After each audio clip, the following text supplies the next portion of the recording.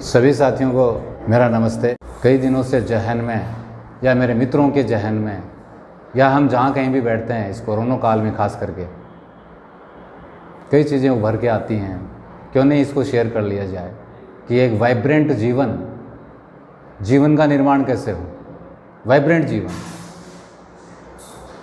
जिसमें गहराई हो, अनुभवों में गहराई हो, ज्ञान में गतिशीलता हो, प्रज्ञा में नवीनता हो,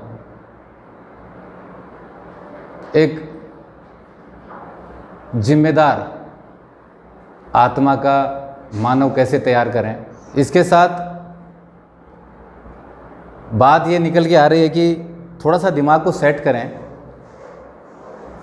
कि पूरे ब्रह्मांड में जो कुछ भी आपको पांचों ज्ञानेंद्रियों से महसूस होता है,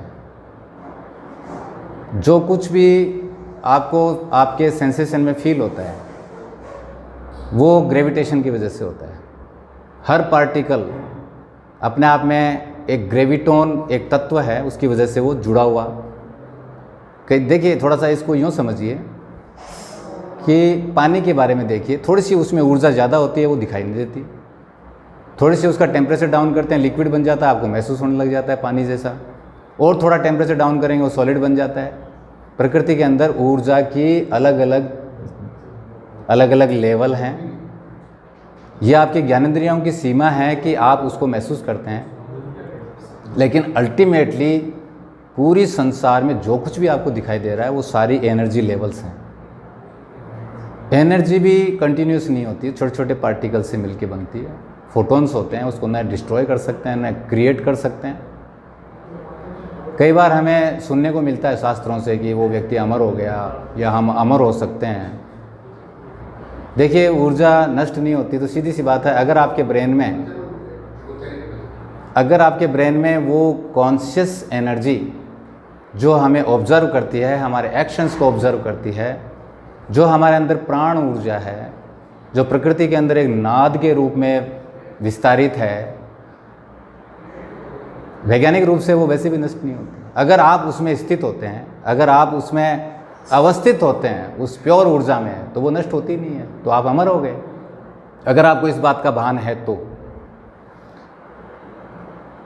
अब दिमाग में हमें ये आ रहा है कि आखिर इस मानव वाले तत्व को, जैसे मैंने कहा था इसकी कोई जेंडर नहीं होती है, डे एंड नाइट नाम की कोई चीज़ नहीं होती। प्रकृति में सब चीज़ें एक दूसरे की पूरक होती हैं। प्रकृति अपने हिसाब से काम कर रही है, आप उसका नाम कुछ भी रख लीजिए। पहली बात तो हमारा माइंड बायस नहीं होना चाहिए, महिला है, ये पुरुष है, ये दिन है, ये रात है, सारी प्रकृति अपने व्यवस्थित तरीके से चल रही है। आपको इन चीज़ों पे ध्यान नहीं देना है। आपको ये देखना है कि हमें हमारे रीजनिंग माइंड को कैसे इस्तेमाल करें, हमारी भावनाओं को सुखद कैसे करें, हमारे बॉडी स्ट्रक्चर को, बॉडी माइंड को हम कैसे री इंजीनियरिंग करें। दूसरा व्यक्ति समझे या न समझे, लेकिन हमें हमारी री इंजीनियरिंग कर लेनी चाहिए। हम ऊर्जावान कैसे रहें, सुखद भावनाएं कैसे क्रिएट करें।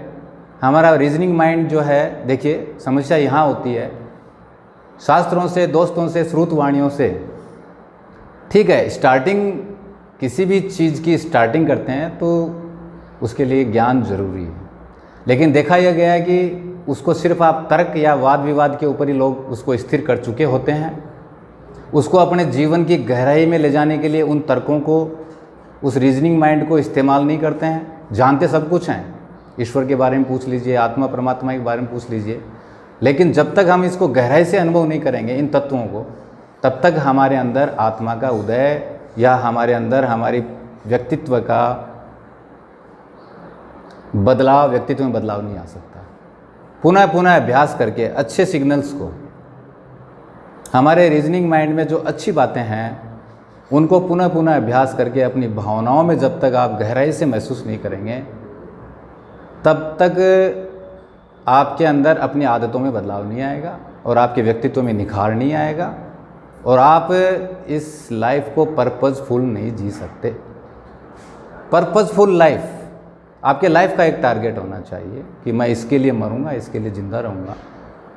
पर्पज विहीन लाइफ सबसे बड़ा, जो मान लीजिए कोरोना ही है, एंटी प्रोग्रामिंग ऑफ माइंड है। और हमारी इंटेलिजेंस इतनी खतरनाक है कि अगर हमने उसको सही डायरेक्शन नहीं दिया तो खुद के अगेंस्ट चलती है और भांति भांति की बीमारियां पैदा कर लेती है।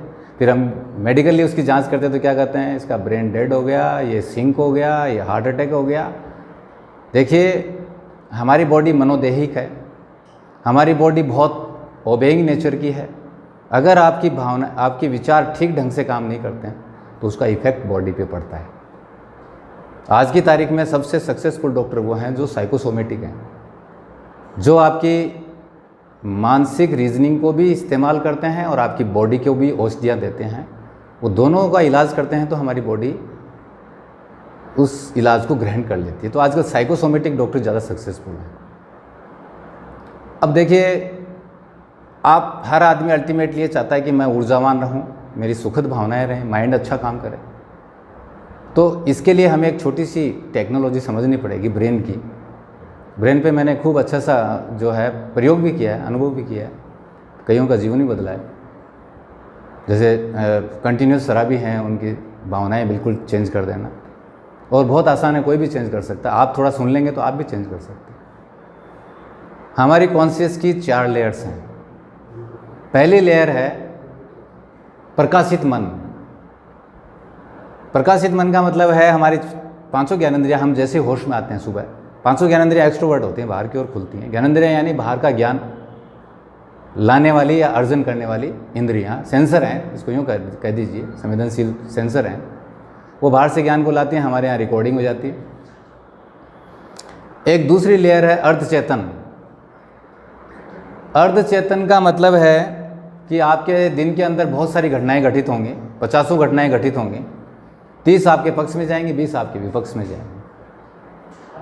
रात को जब आप सोते हैं, माइंड को स्विच ऑफ करना आता नहीं, ब्रीदिंग सिस्टम की आपका कंट्रोल नहीं, प्राण तत्व कैसे काम करता आपको पता नहीं, दिमाग के अंदर कई फैकल्टी होती हैं, बॉडी में कई फैकल्टी होती हैं, आपको पता नहीं।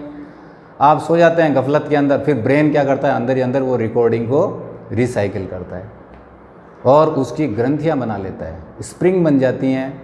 और वो इतनी खतरनाक ग्रंथियाँ होती हैं, वो दिन में जो डिस्ट्रैक्शन हुआ था, आपकी माइंड के अंदर जो विभाजन हुआ था कि ये काम मेरा कैसे नहीं हुआ, उससे आपके ब्रेन में विभाजन होता है, आपकी कॉन्शियस में विखंडन होता है और आपकी ऊर्जा वहाँ घर्षण करने लगती है। और आपको ऐसा लगता है सुबह उठते हैं तो कि खाया बहुत अच्छा था, नींद भी अच्छी ली थी, फिर भी थके हुए उठ रहे हैं। उसका कारण स्पष्ट है कि दिन में कुछ मनोग्रंथियाँ बनी हैं और आपको चूँकि अपने ब्रेन को हैंडल करना नहीं आता, सोते समय आपने ब्रेन को स्विच ऑफ नहीं किया, वो मनोग्रंथियाँ दिन में जो बनी थी वो रात को काम करती हैं और आप भारी मन से, भारी दिल से सुबह उठते हैं और पूरा दिन आपका व्यस्त रहता है, पूरा दिन आप थके हुए रहते हैं। तो एक तो ये है कि आपको पता होना चाहिए कि आपके अर्धचेतन मन में जो दिन में रिकॉर्डिंग होती है, शाम को सोते समय कृपया इसको स्विच ऑफ करने के तरीके बताऊंगा मैं। स्विच ऑफ करें और आराम से आप रेस्ट दें बॉडी को। रेस्ट का मतलब मेरा ये नहीं है आप बेहोश हो जाएं, आप रेस्ट दें और आप ब्रेन से थोड़ा सा जो है आप अपनी मौजी में या अपने कॉन्शियस में थोड़ा सा विश्राम की अवस्था में आ जाएं। विचार आ रहे हैं, जा रहे हैं, आने दो, जाने दो, लेकिन आप थोड़ा जैसे आप यूँ महसूस करो कि एक रेलवे स्टेशन में बैठे हो, हज़ारों लोग आपके पास से आ रहे हैं, जा रहे हैं, हर आदमी को आप पूछेंगे क्या कि आप कहाँ से आ रहे हो, कहाँ जा रहे हो? अरे क्या लेना देना भाई। मैं ये कह रहा था कि हमारा जो ब्रेन है कई जन्मों के स्टिमुलस से उनको एडप्ट करते हुए आज के इस हाईली साइंटिफिक ह्यूमैनिटी में हम आ गए हैं। वो हमारे सूक्ष्म शरीर में वो सारी की सारी रिकॉर्डेड है, जिसको डीएनए के लक्षण कहते हैं। डीएनए के अंदर बहुत सारे पीछे के बहुत सारे लक्षण उसमें ऑलरेडी आ जाते हैं। आप कहते हो सर मैं बहुत स्वस्थ महसूस करता हूँ, लेकिन कई बार देखने को मिला मुझे बहुत अच्छे भले लोग हैं, उनके कैंसर की बीमारी हो जाती है। मैं उनको पूछता हूँ भाई आपके घर में सब ठीक ठाक है? वो कहते हैं बिल्कुल ठीक ठाक है। लेकिन उनको पता नहीं होता कि हमारे अर्धचेतन में, अचेतन में, अति चेतन में, डीएनए में क्या क्या स्टिमुलस आ रहे हैं। वो निगेटिव स्टिमुलस आते रहते हैं 24 घंटे ब्रेन के अंदर, और वो ऐसा पॉइजन बनाते हैं, ऐसी प्रोटीन बनाते हैं जो हमारी बॉडी की प्रोटीन को खुद को ही खा जाती हैं। जैसे अर्थाइटिस है, कैंसर है। कैंसर के अंदर कोई ज़्यादा बड़ा कोई समझने लायक मैटर नहीं है। हमारी बॉडी में मेटाबॉलिज्म, एनाबॉलिज्म, कैटाबॉलिज्म एक प्रोसेस है साइक्लिक। जितनी कोशिकाएं पैदा होती हैं वो सस्टेन करती हैं, फिर रिसाइकिल होती हैं। कैंसर में क्या होता है, पैदा तो ज़्यादा हो जाती हैं और वो सस्टेन भी रहती हैं, लेकिन वो रिसाइकिल नहीं हो पाती हैं, तो वो कोशिकाएं ज़्यादा अतिरिक्त बनने से वो सड़ जाती हैं या प्रोसेस में नहीं आती बॉडी की, उसको हम कैंसर कहते हैं।